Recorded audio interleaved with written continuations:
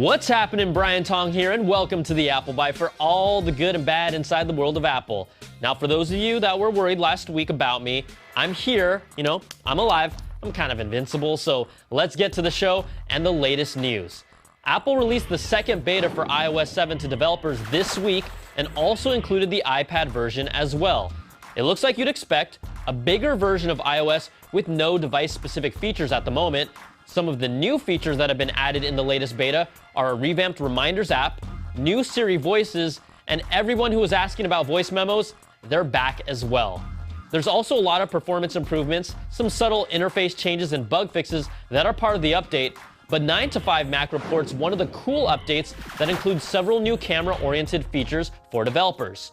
Apple has added new image detectors that can detect facial expression characteristics like blinking and smiling in photos. Let's just hope they don't mess it up like Nikon's "Did Someone Blink" feature. And for those of you wondering, we're not related. Now, iOS 7 will also give developers access to 60 frames per second video, which could lead to high-quality slow motion effects, and everything just looks better in slow-mo. Whoa. Look at his tummy. It looks like Jello.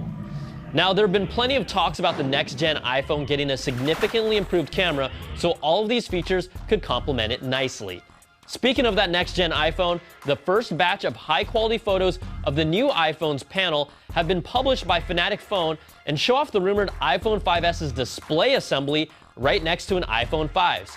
They show off a longer connector cable with different connection points, and lower quality images of the iPhone 5s's logic board and its subtle differences have also been posted on Mac Rumors, and they match up with the high quality photos. So all signs that we've seen so far pretty much point to the same iPhone form factor for the 5S, but we'll have to see what's really going to make this next iPhone worth paying attention to. So we thought this would be a great chance to get you, the Apple Biters, involved in the show next week. We want to know the top 5 things you want to see in the next iPhone, and we'll post some of your responses in next week's show. And if you include a picture, we'll also put you in the show, unless you look like this, because no one looks like this. All right, let's check out a how-to from my buddy Donald Bell. It's an oldie but a goodie for households with multiple iPhones.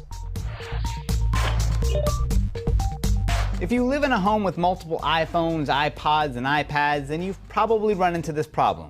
Someone connects their new iPhone to your home computer and loads up a few of their favorite songs and accidentally ends up with your embarrassing voice memos in all of your contacts. The first thing you need to know is that you can avoid a lot of this mess by wirelessly syncing your apps and music and data using iCloud, which is now baked right into iOS. My second tip for avoiding this mess is to just create multiple user accounts on your Mac or PC. You can have your iTunes, your husband or wife can have theirs, and everything is kept separate and tidy.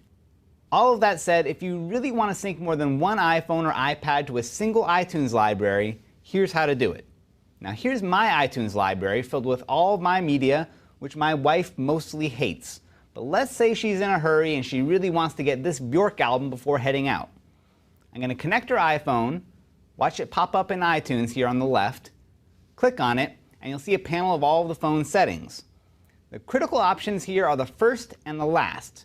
We want to make sure that this is not set up to automatically sync when connected, and then we want to enable the ability to manually manage music and videos.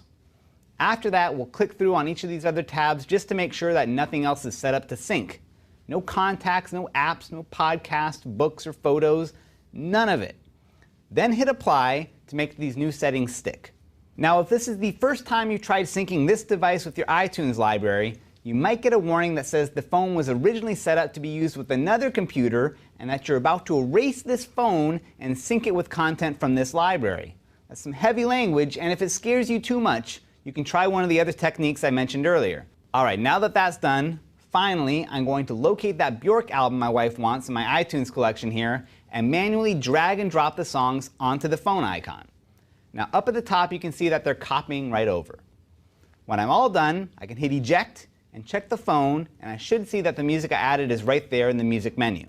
Thanks, D. On to the quick bites. And according to a report from MacTrast, Thunderbolt displays are again running low at third-party Mac resellers, and they've been told Apple is no longer making them available to purchase.